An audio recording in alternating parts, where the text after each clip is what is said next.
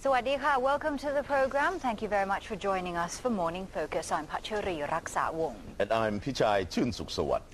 And we'll be focusing today the censure debate that was scheduled for next week. Kun Pichai, turns out that it has been postponed, and we'll give you the details why it has been postponed. Right.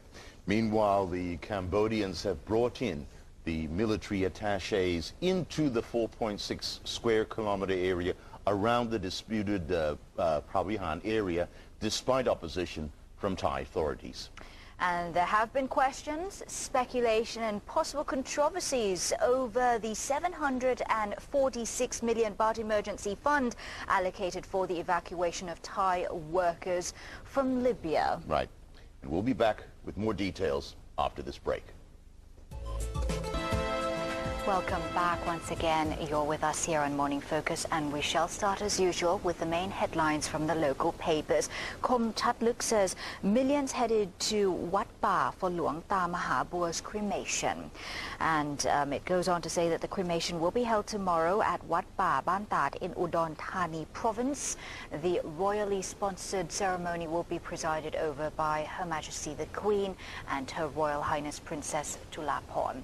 And authorities are prepared 500,000 books and CDs to give away to the visitors, and 500 doctors and 100 mobile hospitals will be set up at the event. It's going to be quite an event, really. Yes. I think that you can't find accommodation there from what we understand, so it's going to be an event that will be followed up over the weekend. That's right. Meanwhile, Thai Rat's headline is Aswin, that's Provincial Police Chief of Region 1, Aswin Kwan Mueang, insists on a speedy probe into the death of the municipality mayor.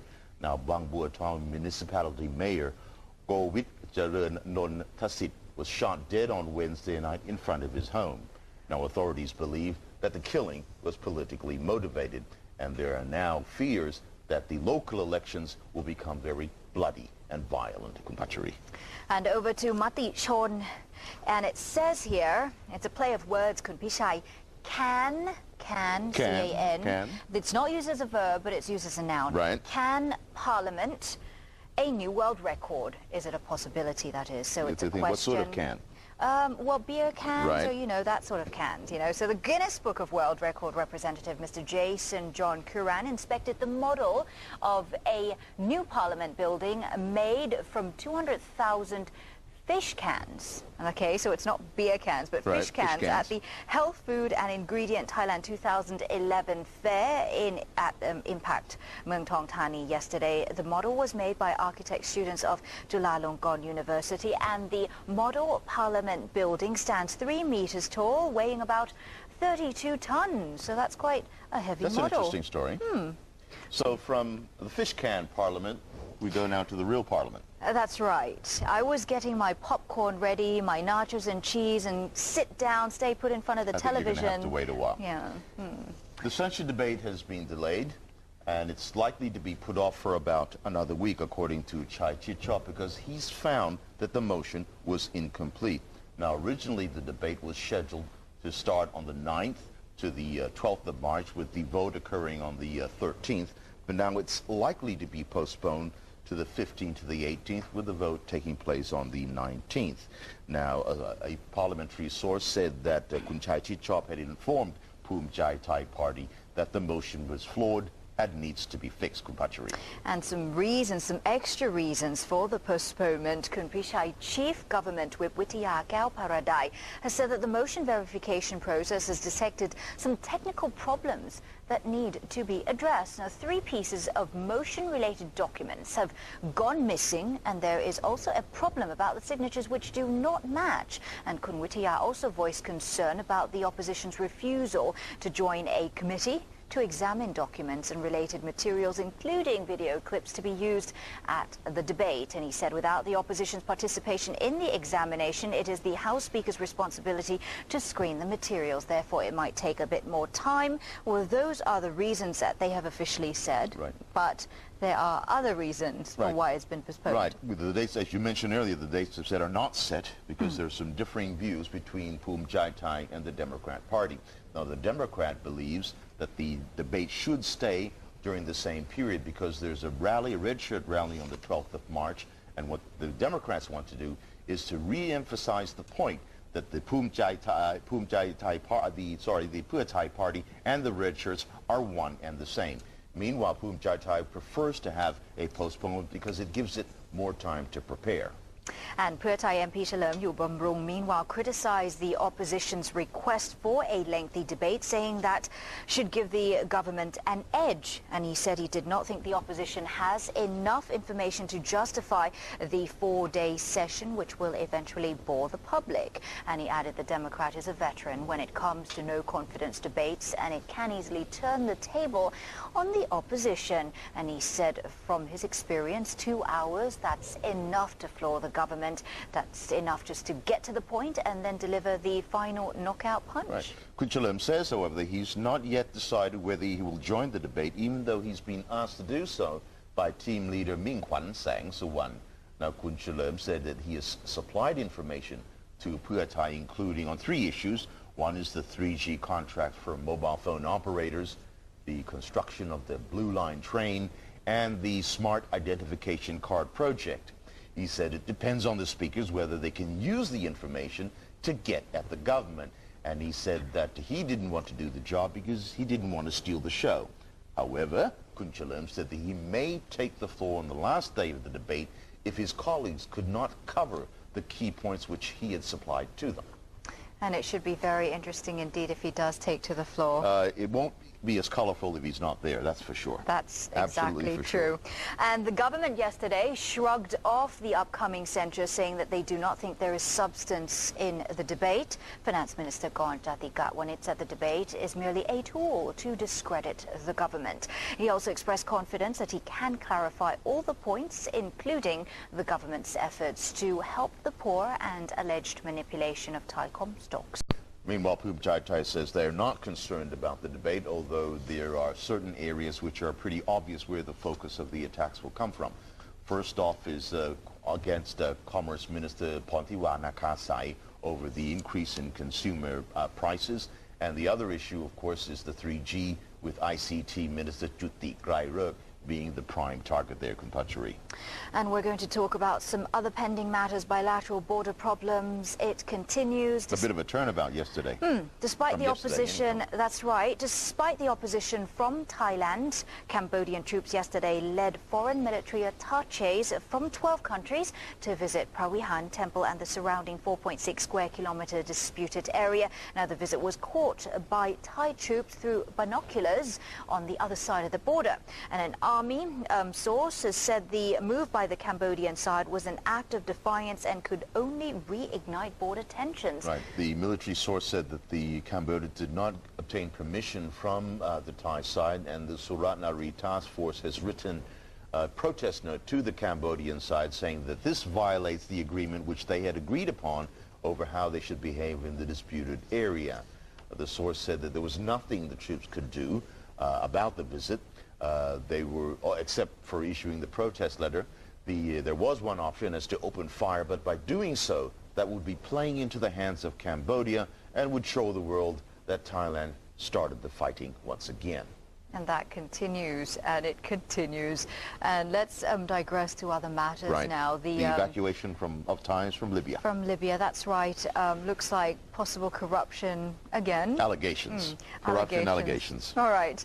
About 2,000 Thai workers have already arrived home here to Thailand from Libya, where violent political unrest broke out since February the 15th. And more than 8,000 are still left stranded in Libya, and another 5,000 in countries nearby Libya.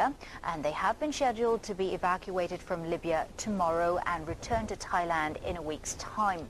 Kumpachari, so far, fortunately, no one has lost their lives. No Thai workers have lost their lives. There have been some people who have been injured during the evacuation process.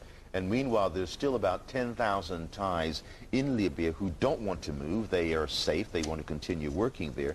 But questions are being raised about the efficiency of the Thai evacuation process. Now, it's been about 1 month since the violence and the problems erupted in Libya.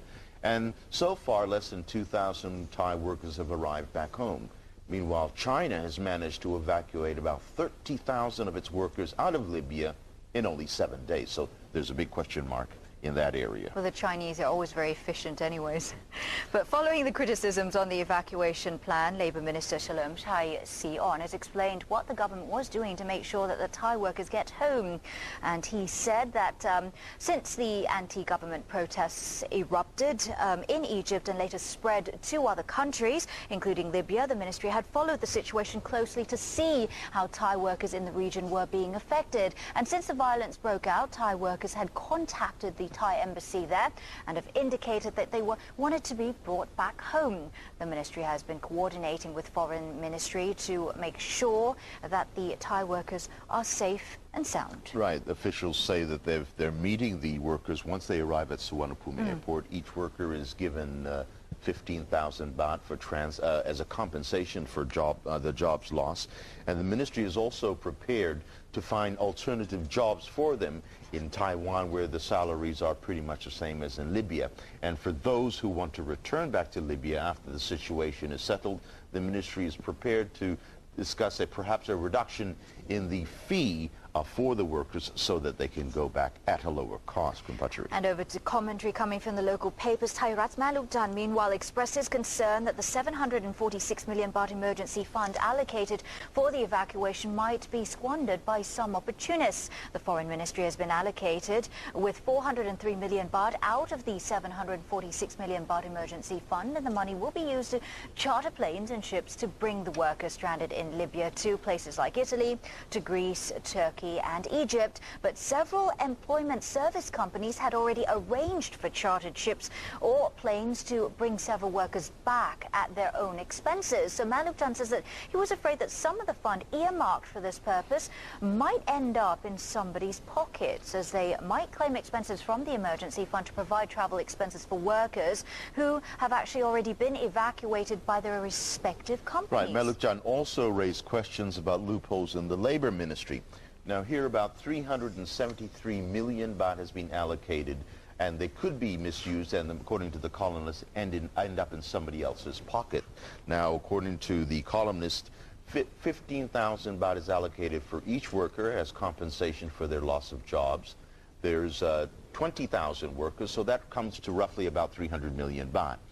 Plus another 1,500 baht for each worker for transport and food. This amount comes to 30 million baht. Now, Maluk Chan said that unless there's proper checks and balances and auditing, a list of ghost workers could emerge to claim the rest of the fund. The columnist also questioned why the Labour Ministry had to hire 5 buses amounting to about 3 million baht in order to send workers back home when each worker has already been paid 1,500 baht for transport and food.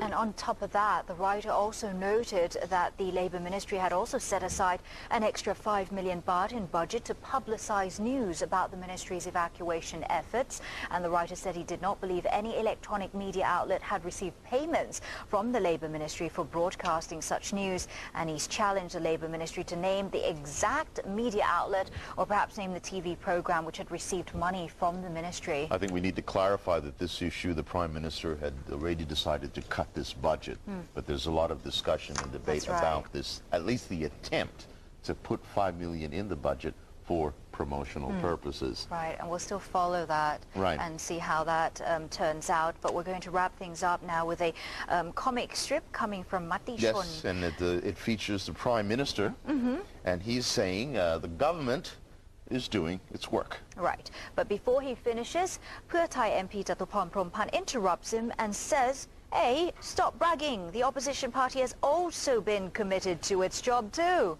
And the Prime Minister asks, so what's your accomplishment? What do you have to brag about, Kun Jatuporn? Well, hello, we were able to find out that you, Mr. Prime Minister, hold dual nationality. And that's the words of Kun Jatuporn. And with that, that's all we have for Morning Focus. Have a good weekend. Any comments, suggestions, please email us at morningfocus@postnews.co.th. And with that,